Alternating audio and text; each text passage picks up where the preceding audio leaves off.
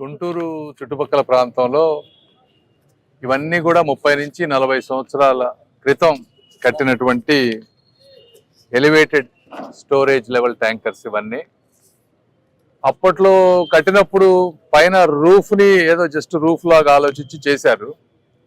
లోపల ప్లాస్టింగ్ చేయకపోవటం, తర్వాత థిక్నెస్ ఆఫ్ ది రూఫ్ తక్కువగా ఉండటం వల్ల అన్ని ట్యాంకులకి రూఫులు లేసిపోయినాయి.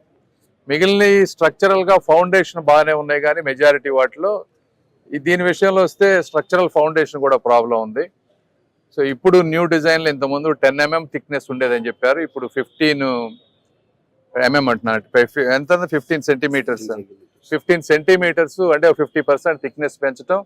అదేవిధంగా రూఫ్లో ఇన్సైడ్ కూడా ప్లాస్టింగ్ చేసి ఎపాక్సీ పెయింటింగ్ వేసి ఫ్యూచర్లో ఈ క్లోరిన్ ఎక్స్పోజర్ వల్ల కానీ ఇంకో దాని ఐరన్ ఎక్స్పోజ్ అవ్వకుండా ఆ రూఫ్లు పాడవకుండా ఉంటే వీటికి ఒక లాంజివిటీ ఉంటుంది.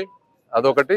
స్ట్రక్చరల్గా కూడా క్వాలిటీ ఉండే విధంగా చేయమన్నాం. అంటే కాంట్రాక్టర్లు ఒక్కొక్కసారి టెండర్ అమౌంట్ కంటే మరీ లెస్ చేయటం వల్ల కూడా వర్కుల్లో క్వాలిటీ ఉండట్లేదు. ఇది మన గుంటూరే కాదు, దేశవ్యాప్తంగా ఉన్నటువంటి సమస్య. ఈ ట్యాంక్ విషయంలో 3.5% తక్కువ టెండర్ వేశారు. వాళ్ళందరినీ నేను కోరుకునేది ఏంటంటే, అన్ని ఎక్కువ మంది లక్షల మంది వాటర్ తాగేటువంటి విషయం ఇది. మళ్ళీ ఇవన్నీ కూర్చొని అన్నీ చేయాలంటే సిస్టంలో అంత ఈజీగా అవ్వవు. కాబట్టి కట్టేటప్పుడే పర్ఫెక్ట్ క్వాలిటీతో కడితే కనీసం ఒక 50 సంవత్సరాలన్నా ఇవి నిలబడితే ప్రజలందరికీ మంచి జరుగుతుంది. అదేవిధంగా చాలా మందిని మనం ప్రైవేట్ సిటిజన్స్ని కూడా వీటన్నిటి మీద అబ్జర్వ్ చేయమని చెప్పాం. వర్కులన్నీ కూడా కేవలం గవర్నమెంట్ మిషనరీ కాకుండా వాళ్ళు కూడా చొరవ తీసుకొని ఈ వర్కులు జరిగేటప్పుడు కొంచెం క్వాలిటీ మెయింటైన్ చేస్తే ప్రాంతానికి మంచి జరుగుతుంది.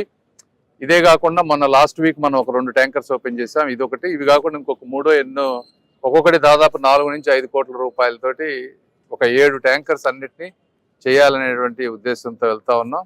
కాబట్టి ఈ సమస్యలన్నీ తీసుకొని ఈ విధంగా చేస్తున్నటువంటి లోకల్ కార్పొరేటర్లకు కానీ ఎమ్మెల్యేలకు కానీ అందరికీ, కమిషనర్ గారికి, మేయర్ గారికి అందరికీ కూడా నేను మనస్ఫూర్తిగా ధన్యవాదాలు తెలుపుతా ఉన్నాను. Thank you.